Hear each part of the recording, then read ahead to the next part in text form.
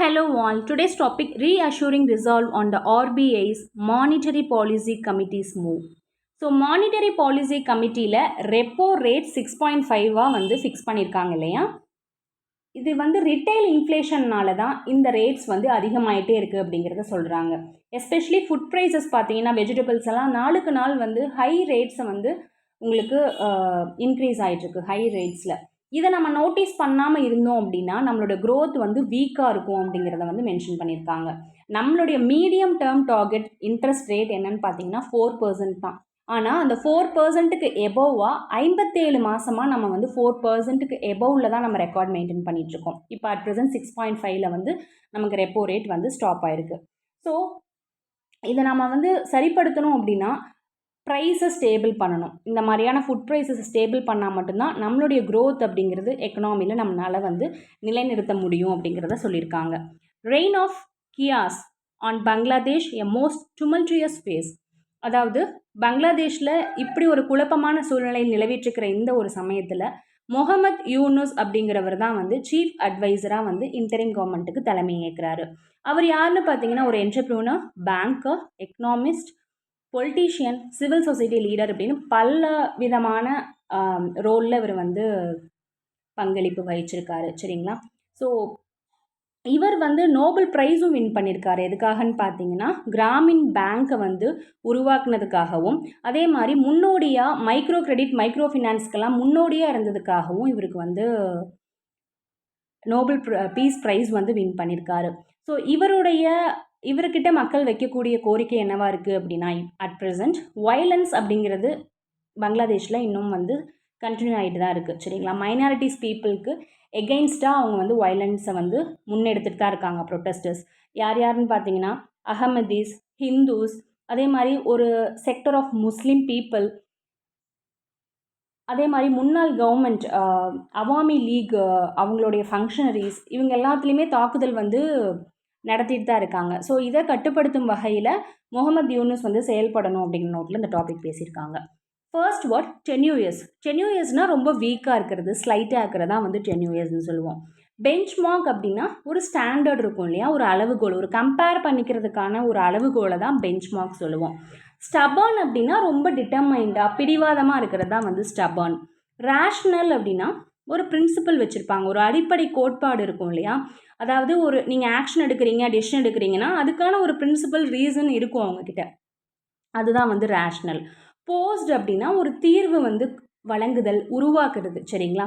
ஒரு பிரச்சனைக்கான ஒரு டீல் பண்ணிட்டு இருக்கிற விஷயத்துக்கான தீர்வையும் வழங்குறது இல்லைன்னா அதை தீர்வை உருவாக்குறது தான் வந்து போஸ்ட். எம்ஃபட்டிக் அப்படின்னா ஸ்ட்ராங்காக எக்ஸ்பிரஸ் பண்ணுறது, வலியுறுத்தும் வகையில் பேசுகிறதா வந்து எம்ஃபட்டிக். காம்ப்ளசன்சினா மனநிறைவுன்னு சொல்லுவோம். ஸ்மக் சொல்லுவோம் இல்லையா. ஸ்மக்னா என்னது, நம்மளுடைய அச்சீவ்மெண்ட்டில் நமக்கே ஏற்படக்கூடிய ஒரு ப்ரைடு, பெருமை தான் வந்து ஸ்மக். ஸோ காம்ப்ளசன்சினா மனநிறைவு. பர்சிஸ்டன்ட்லி அப்படின்னா ரொம்ப நாள் வந்து லாஸ்டிங்காக இருக்கும். சரிங்களா. ரொம்ப டைமுக்கு வந்து அது தொடர்ந்து கொண்டே இருக்கிறது தான் வந்து பர்சிஸ்டன்ட்லி. இன்னொரு மீனிங் என்னென்னு பார்த்தீங்கன்னா ரொம்ப டிட்டர்மைண்டாக இருப்பாங்க. நீங்கள் செய்கிற தப்புனே சொன்னால் கூட அவங்க அதை மாற்றிக்காமல் டிட்டர்மைண்டாக திரும்பி கன்டினியூ பண்ணுவாங்க. அவங்களையும் வந்து பர்சிஸ்டன்ட் அப்படின்னு சொல்லுவோம். சைட்டிங் அப்படிங்கிறத நம்ம முன்னாடியே சொல்லியிருக்கிறோம். ஒரு வேர்டை நம்ம மென்ஷன் பண்ணுவோம் இல்லையா, ஒரு எக்ஸாக்ட் வேர்டு வந்து மற்றவங்க யூஸ் பண்ண வேர்டு இல்லைன்னா நம்ம புக்ஸில் இருந்து ஒரு சென்டென்ஸாக நம்ம எடுத்துகிட்டு வந்து அதை வந்து ஒரு ப்ரூஃப்காகவோ ஒரு சப்போர்ட்காகவோ நம்ம அதை வந்து கோட் பண்ணி பேசுவோம். அதை தான் வந்து சைட்டிங் அப்படின்னு சொல்லுவோம். ஓவர் லுக்ட் அப்படின்னா ஒரு விஷயத்தை நோட்டீஸ் பண்ணாமல் விடுறது, பொருட்படுத்தாமல் இருக்கிறது. சரிங்களா. பார்க்காம நோட்டீஸ் பண்ணாமல் அதை கவனிக்காமல் விடுறது தான் ஓவர் லுக்ட். எக்ஸ்பிளிசிட்லி அப்படின்னா என்னென்னு பார்த்தீங்கன்னா டீட்டெயிலாக எந்த ஒரு டவுட்டுமே இல்லாமல் கிளியராக சொல்கிறது தான் வந்து எக்ஸ்பிளிசிட்லி. டீலிங்கிங் அப்படிங்கிறது பிரேக் த கனெக்ஷன், முன்னாடி பார்த்துருக்கோன்னு நினைக்கிறேன். ஸோ லிங்கை டீலிங்க் பண்ணணும்னு சொல்லியிருந்தோம். ஸ்டாண்ட்ஸ் அப்படின்னா நம்மளோட நிலைப்பாடு, நம்மளுடைய ஒப்பீனியன்ஸை பப்ளிக்காக வந்து எக்ஸ்ப்ரெஸ் பண்ணுவோம். அதே மாதிரி ஒரு ஸ்போர்ட் பர்சன் இருக்காருன்னா அவருடைய பொசிஷன் இருக்கும் இல்லையா, அவர் அந்த கேமில், அதையும் வந்து ஸ்டாண்ட்ஸ்னு சொல்லுவோம். சரிங்களா. நெக்ஸ்ட் ஒன் ஸ்பில் ஓவர் அப்படின்னா, ஸ்பில் ஓவர் வந்து ஸ்பில் ஓவர் அப்படின்னா என்னென்னு பார்த்தீங்கன்னா ஸ்ப்ரெட் ஆகிறது. சரிங்களா. அதாவது அனதர் ஏரியாவுக்கும் ஸ்ப்ரெட் ஆகிறது, ஓவர்ஃப்ளோ ஆகுது, நிரம்பி வழிதல் சொல்லுவோம் இல்லையா. நிரம்பி வழிதலுமே ஸ்பேஸ் இல்லாமல் நிரம்பி வழிதலுமே ஸ்பில் ஓவர் சொல்லுவோம். ரெய்டரேட்டட் அப்படின்னா ரிப்பீட் பண்ணுவாங்க சரிங்களா. ஒரு கிளாரிட்டி பர்பஸ்க்காக ஒரு அழுத்தம் திருத்தமாக திரும்ப திரும்ப அதனுடைய முக்கியத்துவத்தை வலியுறுத்துறதுக்காக எம்ஃபசைஸ் பண்ணி சொல்கிறது தான் வந்து ரிட்டரேட்டட் சரிங்களா. எம்ஃபசிஸ் அப்படின்னா ஒரு ஸ்பெஷல் இம்பார்ட்டன்ஸ் அப்படின்னு சொல்லலாம் சரிங்களா. எம்ஃபசிஸ் அப்படிங்கிறத வந்து ஒரு ஸ்பெஷல் இம்பார்ட்டன்ஸ் அப்படிங்கிறத கொடுத்து சொல்லலாம். அதே மாதிரி ஒரு கிளாரிட்டி இருக்கணும் அப்படிங்கிறதுக்காகவும் நம்ம அழுத்தமாக சொல்லுவோம் இல்லையா, அதையும் எம்ஃபசிஸ்ன்னு சொல்லுவோம்.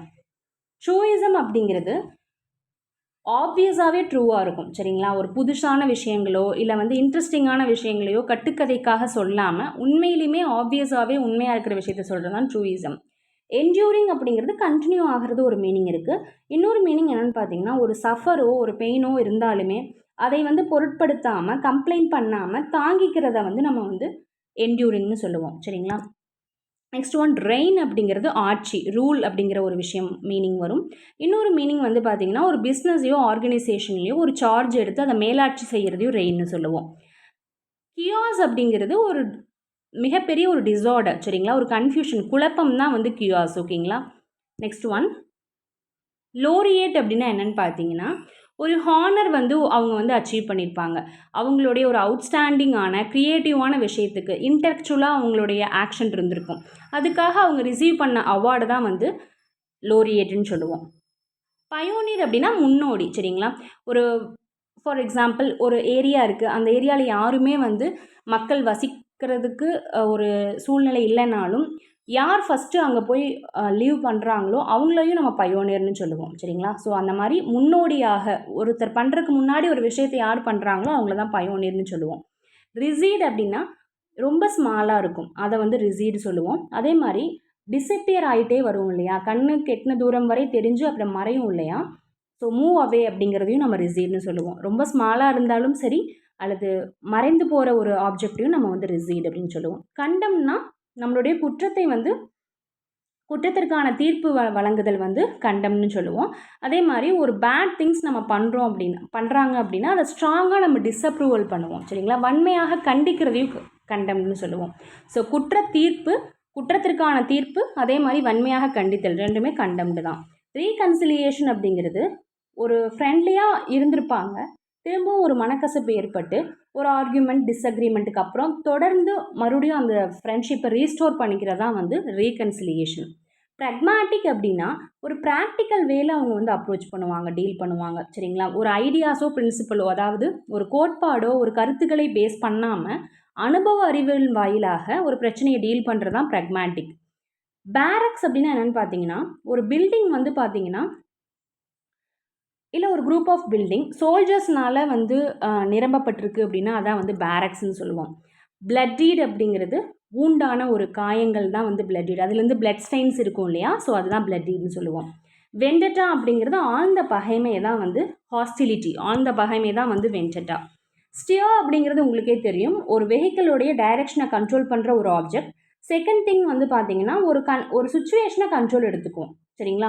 ஒரு இன்ஃப்ளூயன்ஸ் பண்ணி அந்த அப்படியே நம்ம அதை வந்து எடுத்துகிட்டு போவோம், அதையும் வந்து ஸ்டியர்னு சொல்லுவோம். அப்ரைசிங் அப்படிங்கிறது ஒரு பவர் இருக்குது, ஒரு கண்ட்ரியில் ஒரு பவர் பர்சன்ஸ் இருக்காங்கன்னா அவங்களுக்கு எதிராக ஒரு குரூப் ஆஃப் பீப்புள் வந்து அவங்கள எதிர்ப்பாங்க இல்லையா, ப்ரொட்டஸ்ட் பண்ணுவாங்க, அதுதான் வந்து அப்ரைசிங்.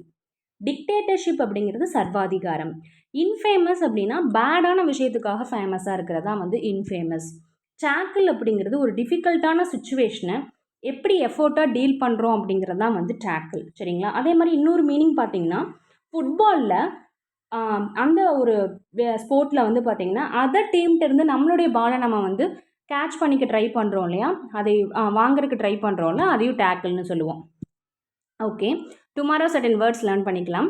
பிஃபோர் தட் இப்போ நான் வந்து உங்களுக்கு 3 வேர்ட்ஸ் சொல்கிறேன், கண்டிப்பாக இதுக்கு மீனிங்ஸ் வந்து கமெண்ட் பண்ணுங்கள்.